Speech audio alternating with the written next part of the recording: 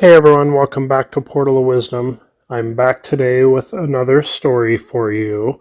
So if you are new to the channel, like and subscribe and you will get alerted when I post new videos. And now on to today's topic. Today we are going to talk a little bit more about Spanish missions in the Old West. Obviously the Spanish were here since the 1540s of the Coronado expedition, and they were looking for gold and areas to mine gold, and they were here since that 1540 expedition. They started building Spanish missions in areas that they were mining gold, and they started doing this in pretty much in the late 1500s, the early 1600s. We have Spanish missions in New Mexico that date back to 1610, before the Pilgrims even arrived on the East Coast. So the Spanish were pretty heavily exploring the western areas of what is now the southwestern United States. And anyhow, they, of course, dealt with the Native Americans. Some of the tribes were friendly, some not so much, but the Spanish, of course, did have firearms and had other ways to be a little bit more protected from some of the more hostile Native Americans. So the story we're going to talk about today is the lost gold of the Sonoyta mission. And the Sonoyta mission is right on the Arizona-Mexico border. Of course, the mission is gone since it was built out of adobe, but that is the area that we're talking about, and we'll get into more details on that now. So the Spanish had built all these missions in the southwest and in northern Mexico, and they had did this in the 1600s and even into the 1700s, and most of them were built in this territory that was known as New Spain. And this was the new Spanish territory once the Spanish had conquered the Aztecs, and they started looking for the 7 cities of gold, or the 7 cities of Cibola.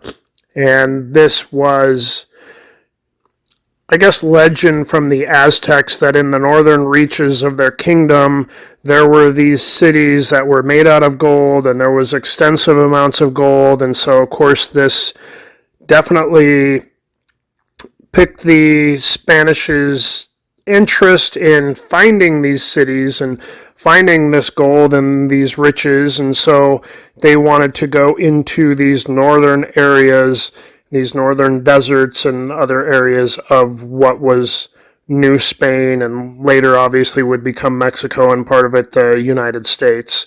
And of course, on their expeditions, they also wanted to convert the natives into Catholicism and all of that stuff too. So on one of these expeditions, there was a man named Padre Diaz, or Father Diaz, who was leading this expedition into this area near the Arizona-Mexico border today. So he was in this area, and they were looking for gold and looking for other riches. And as they were in the Agua Dulce Mountains, and I believe this is in far southern Arizona, so they went through a mountain pass, and they saw a swath of green, or a green ribbon in the distance, cutting through the arid desert landscape. So as they eventually made it to this valley of green, so they see it from the top of the mountains, they head that way, they want to check this area out, they see this ribbon of green. When they get there, they see there is a small stream that appears at the base of the mountain, and then it flows for quite a few miles west, I believe, before disappearing back into the sands of the desert. And even on Google Maps today, you can still see this swath of green, which became known as the Sonoyta River. And it flows for a while and it disappears into the desert, just like it did back then. And it may have flowed more back then. I don't know how much water is being pumped out of it now. But this area was said to have ample game for them to hunt, and this valley had antelope and deer, so this was great. Obviously, a lot of water to grow plants and probably forage. So it was a little desert oasis at this point. So the Father Diaz, or Padre Diaz as he was known, he decided that this was a perfect place to set up a camp for a while and to explore this area. And during one of these explorations to look for precious metals, gold, silver, other things, they found in the San Francisco Mountains, which is a few leagues south of this location, they did find gold. So it was decided that a mission would be set up in this valley right next to this little stream or river. So once the Spanish decided that this was going to be the area that they needed to build their mission, they decided they needed to employ the help of the local Papago natives to help them build this mission here. And luckily for them, the Papago natives were very friendly peoples. They weren't people that were warlike all the time. Like the Apaches in the area tended to be hostile and tended not to necessarily be friendly from the get-go, so a lot of people left the Apaches alone. But the Papago Native Americans in this area, they were very friendly peoples, and so the Padre was trying to convert these natives to Catholicism and explain a lot of things to them, and he employed them to help build the mission. And I don't know if they were paid anything for their work or if they were just doing it in the name of their new religion that they were adopting at this point. And once everything was situated here and there were grounds with gardens and things like that, if they were going to be fed and have a nice place to also come and go from. But anyhow, we don't know the exact details there, but the Papagos helped build everything from the very get-go. So the natives were employed to dig the trenches for the foundations of the church, and they continued to build the adobe walls then that gradually gained more and more height as the weeks went by. And next to the church, they also built a house for the Padre. And this house was large, and it had all the modern conveniences that could be expected in those days, and it had many rooms. There was also a large garden that was created and planted here.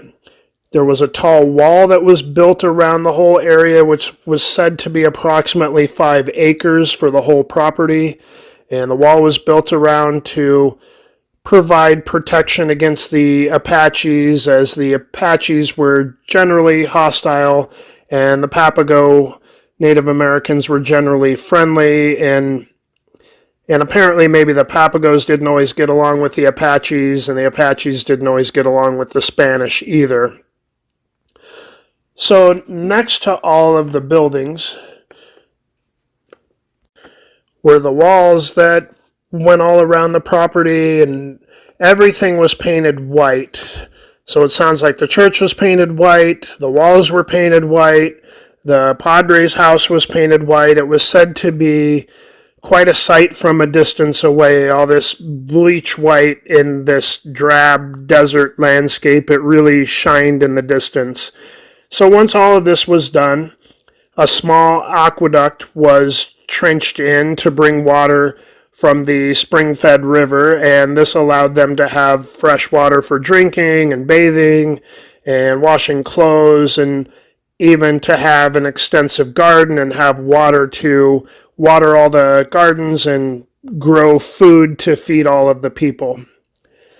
So it was said that the Spaniards had squash, corn, beans, watermelon, and chili peppers growing in their gardens. They also had fruit trees, They had livestock that were brought from the older missions on the Santa Cruz and San Pedro rivers further north. And they had an adobe smelter here too that was also built to process the rich quartz ore that they were bringing from the San Francisco Mountains mine. So the ore was mined, and then it was likely packed on pack animals and brought to the smelter that was within the walls of their whole compound. And there the gold was being processed and produced. And the operation was producing gold fairly fast. A lot of gold nuggets were also being found at the mining location.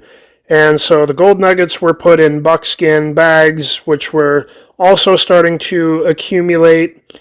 And the processed gold ore was processed into gold bars. And so the gold bars and the bags of nuggets, they started to build up to the degree that they needed a special place to start to store all this additional gold.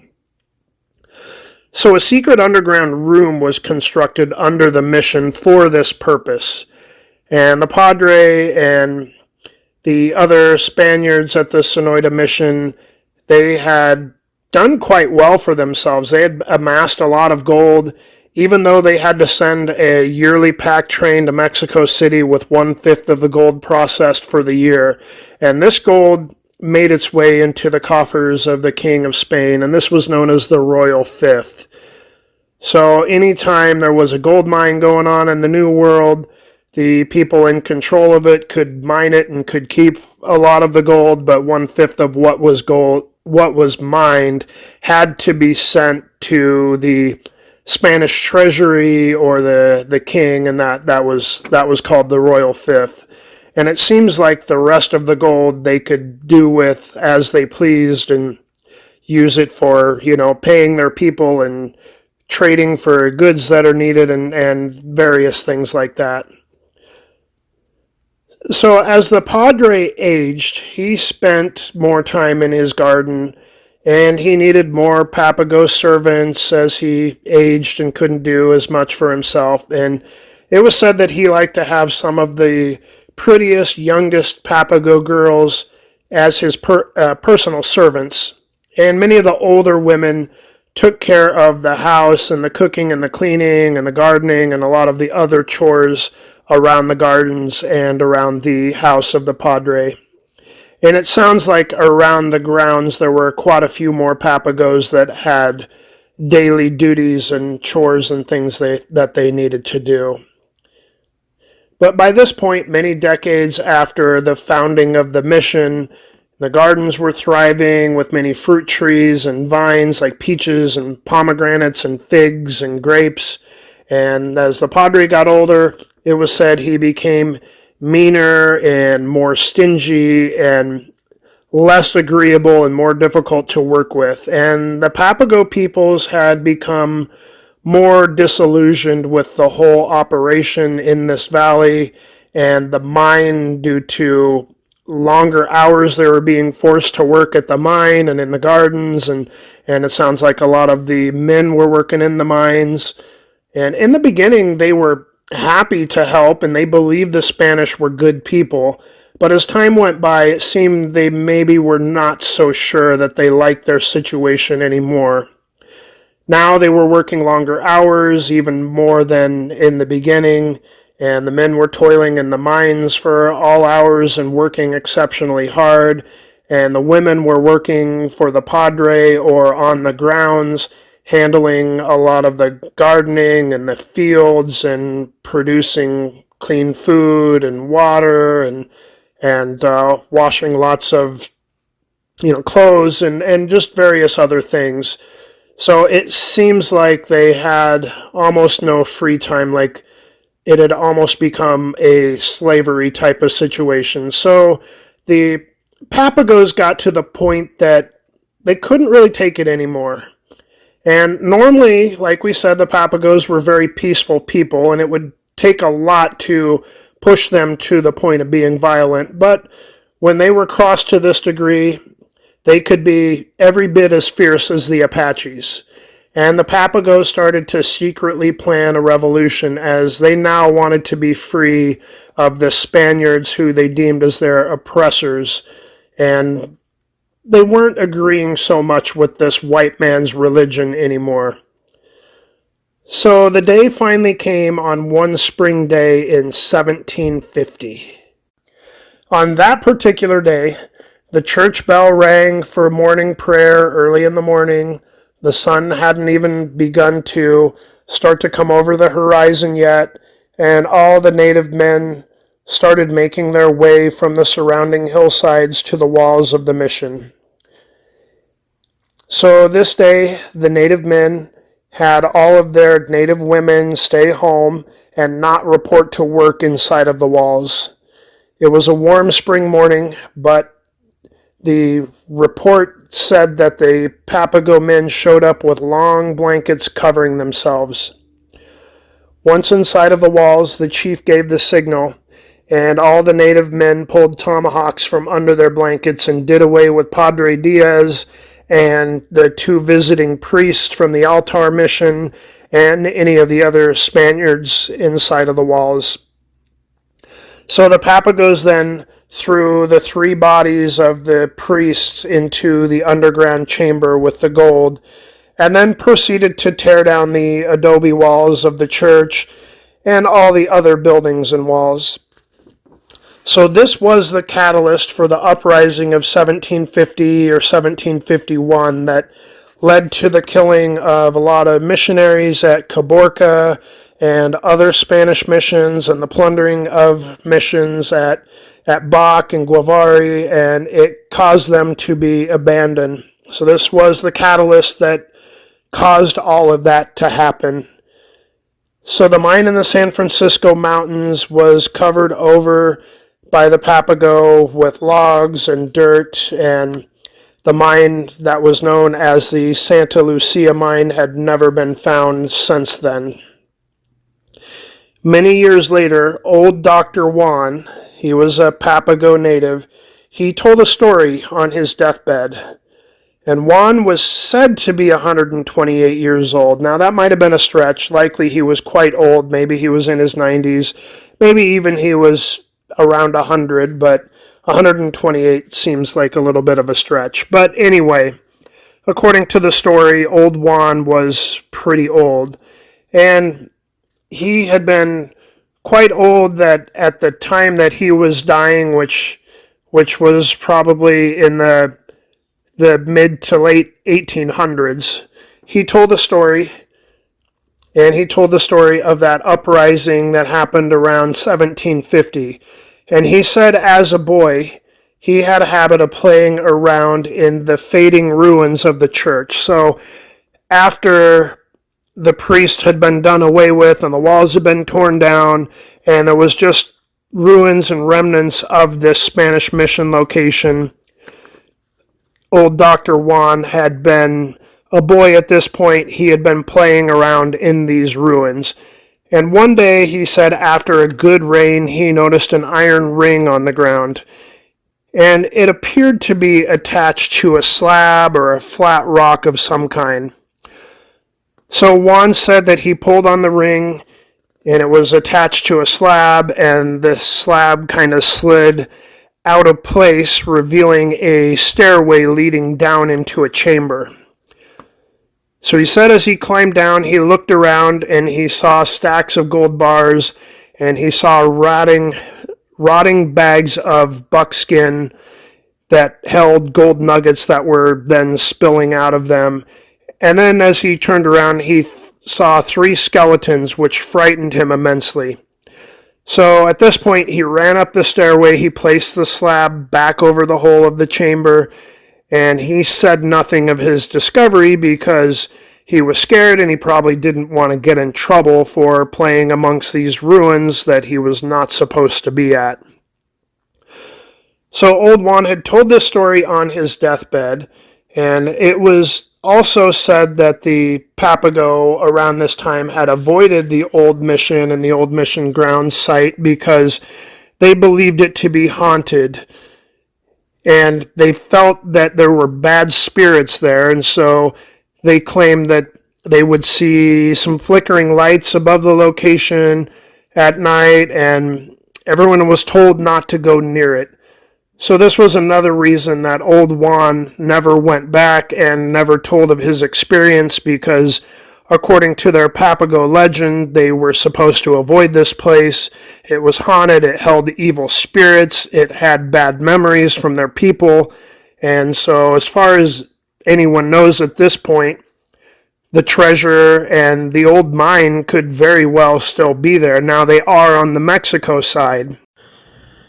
Now, another thing to keep in mind, too, when it comes to Old Juan and the fact that he used to play amongst the ruins, obviously in the 1750s or 1760s, we don't know exactly when Juan was a boy playing amongst these ruins, but it probably wasn't too long after the 1750 massacre. So, in a case like that, with us knowing that this mission and all the walls and everything were built out of adobe, we're talking over 250 years ago. So there very likely isn't any remnants of the church or the walls or anything like that today. And maybe even at the point that Juan was on his deathbed in the mid 1850s, a lot of that might have melted back into the desert. A lot of those desert winds and stuff will take those adobe structures and basically just melt them back into the desert. And I've seen some old adobe houses that are close to 100 years old where there's very little left of some of the walls, and then pretty quick, if the walls start to fall down the rest of the way, then the desert winds will just whip at the adobe, and pretty quick there's nothing left, or it might get covered in some sand and you may not be able to tell that there actually is remnants of a little bit of a wall underneath. So anyhow, I know I had an old picture that I took down by Dos Cabezas, Arizona, of an old adobe house that was probably built in the early 1900s, and only a couple of the walls still survived, and a little bit of a wooden roof was still there. And the two short walls on the ends, you could tell at the point that I took that picture, probably 20-something years ago, you could tell that the rest of the structure was about to fall down, and if that happened, then there very likely in a very short period of time wouldn't have been much left, and the only thing left probably would be just some of the wood from the roof. Now we know that there wasn't any wood used on the adobe missions, from what the records and stuff say. It was mostly adobe block and everything, so very likely that you wouldn't find any remnants today. I mean, maybe there would be some undulations in the ground in the area where maybe things had been, or some walls had fallen down, but that might be the only thing. It might not be obvious at all. So anyhow, with that being said, even if someone were looking along this river, you may never find anything of remnants from this old mission, and I'm sure people have probably looked for many, many years. And the little town of Sonoyta is still there, probably still there because of this Sonoyta river that comes through there and provides some water to keep the city surviving. But it's a very poor city of, I don't know, I think it might be, 10 or 15,000 people. There's enough people there, but it's a very poor border town.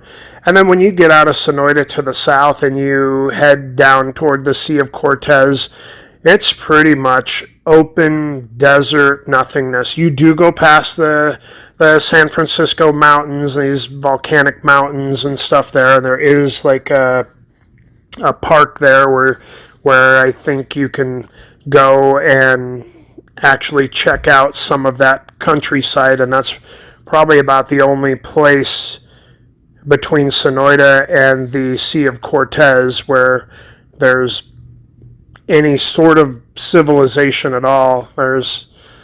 You can tell there's places where there have been an attempt to have a house here or there, and many years ago, it just didn't work out. Probably not enough water or electricity or other things like that. So it's a very inhospitable desert area, and it's very easy to drive through that area on the highway there, which is about the only stretch you may see anything at all. But as you drive through there, you can get a pretty good feel for it's extremely desolate, and you can tell you don't want to break down, going from Sonoyta down to Puerto Penasco.